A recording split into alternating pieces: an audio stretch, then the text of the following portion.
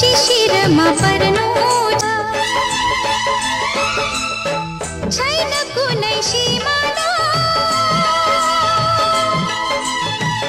अब मेरो खुसीको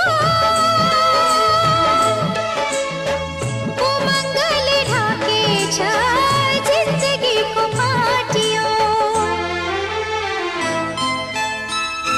यो मनमा जो थियो नमागी भेटियो, उसको मेरो बीचको सीमा